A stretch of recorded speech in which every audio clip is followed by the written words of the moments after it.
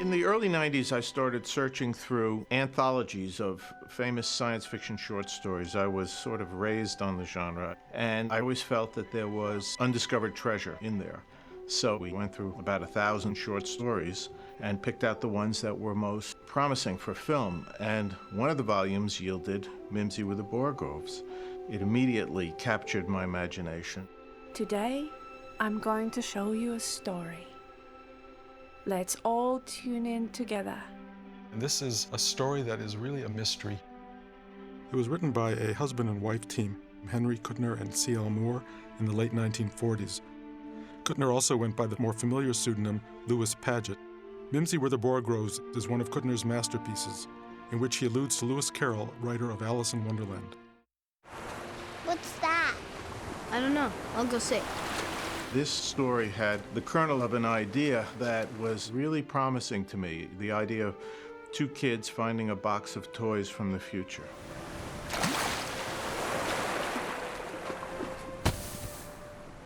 I really loved it, and I brought the idea to the head of production at New Line.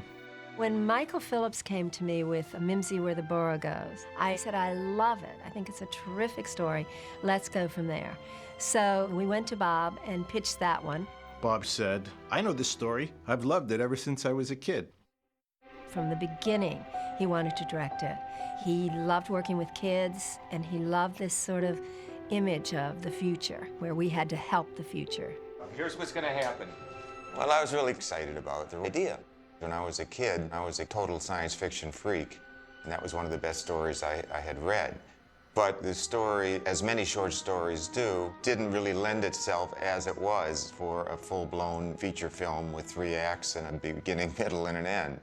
This story had to be fleshed out, but it had the essence of something that was really terrific, in my opinion. What's that? I don't know.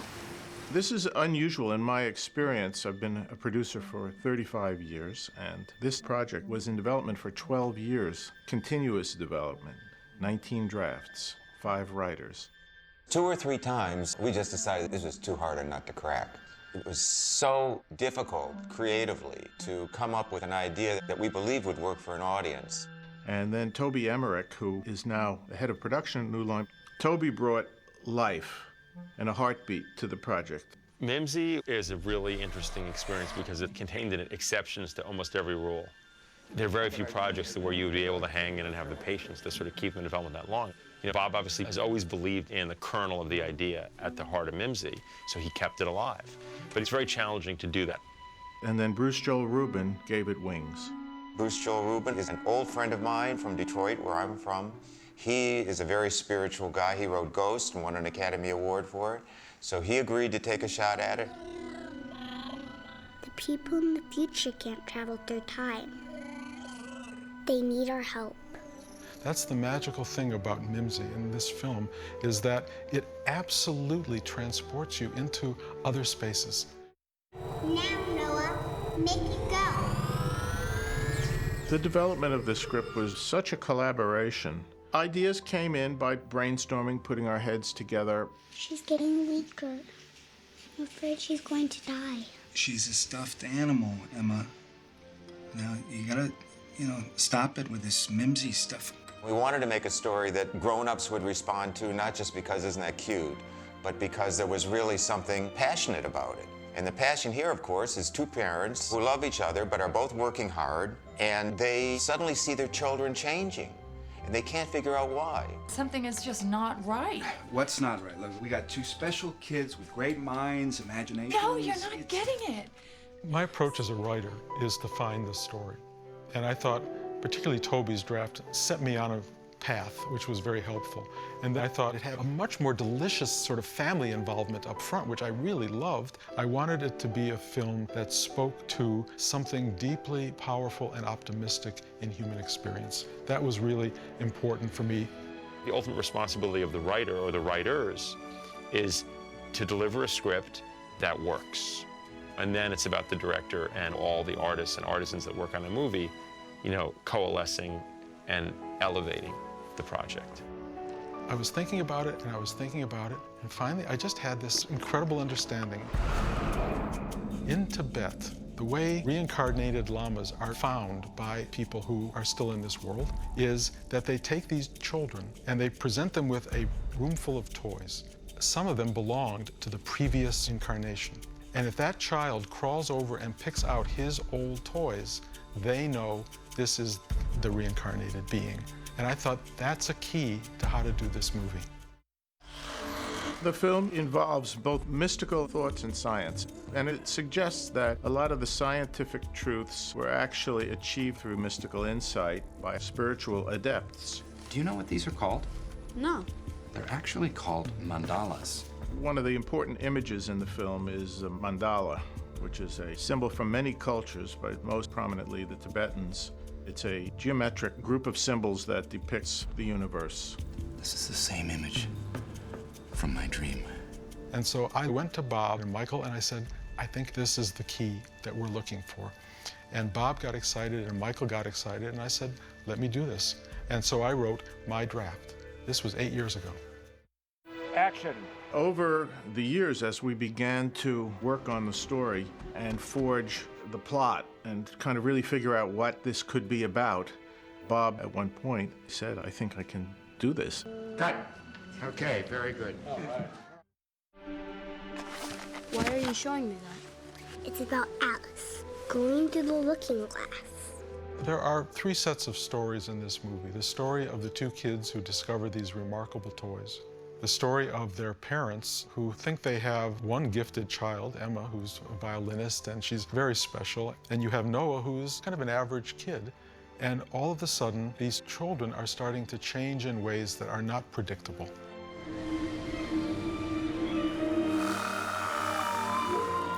The 2 core ideas from the story were sources of continuous inspiration. One, the idea of toys coming from the future that in the hands of our children can endow them with abilities that we don't have. And the other idea is that children's brains are not completely formed. And this is true medically. Your potential as a young child is almost unlimited in the possibilities, but by life experience, we learn to do the things that we do in this world. What is that? I don't know. Emma and I found it on the beach. Make a nice paperweight. The original short story had fewer toys and very undefined.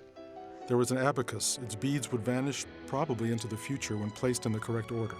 There was an anatomically correct doll that opened up to expose layers of skin, muscle, organs, nerves, arteries, intestines. It even smelled. There was a crystal cube similar to the crystal card in the feature, but the cube housed a world that the young boy could manipulate. But they really didn't elaborate what the toys were, and they didn't have larger purpose. They were doing things, but they weren't aligning to something bigger. So my job was to give them purpose. Why are these toys doing what they're doing? And the idea of these toys starting to do things to the kids, and then for the toys themselves to morph into other things that would begin to empower the essential nature of that journey, all of that was something that I invented, and that was much more complicated than I ever imagined.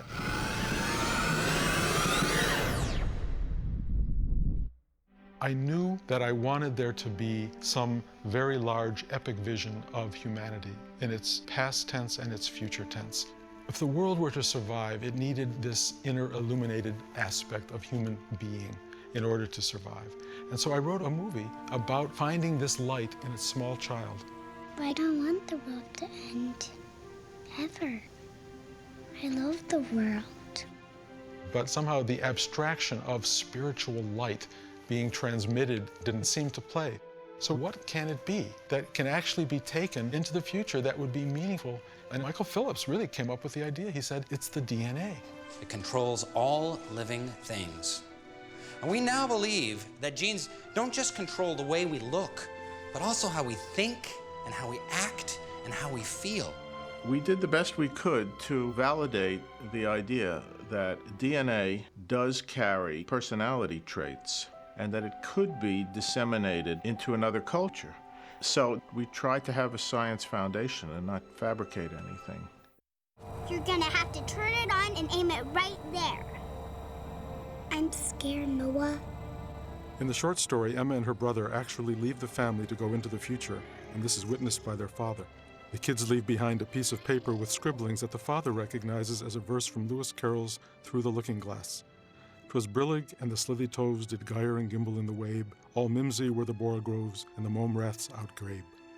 The symbolic verse is said to deal with the time-space equation the children eventually understood, X-logic. Because the children's minds were not yet completely conditioned by society, they were able to get the message. And it was a very traumatic thing for her parents to watch a little girl truly be taken away from them. And finally, Bob kept saying, no, we can't take her away from her parents and send this child into the future. And I kept saying, well, then what can we do? And I thought, well, this movie is called The Last Mimzy, so let's send a rabbit through time and space and let it be the carrier of this light.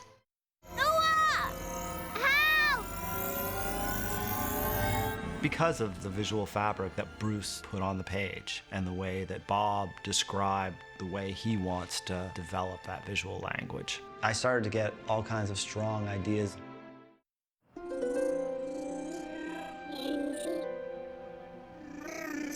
Mimsy? Initially, it was a doll. It's really difficult to get something that a child would embrace.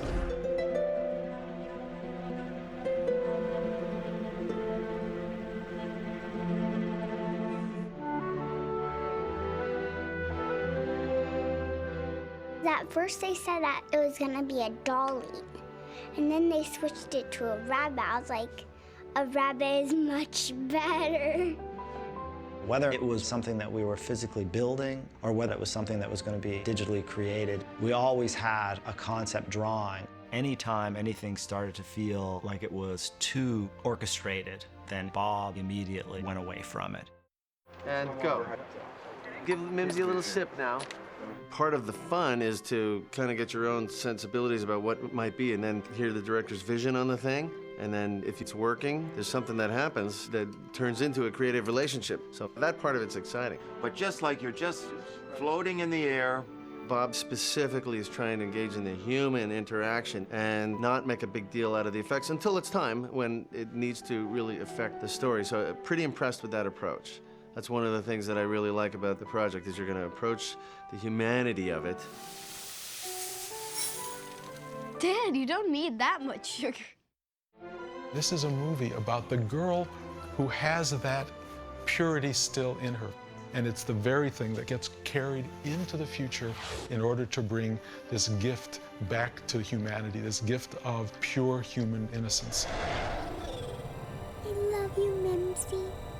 I love it. And as a producer, it's a long journey, but it's really been one of the most pleasant experiences I can remember. In Emma's tears was the instruction for an awakening.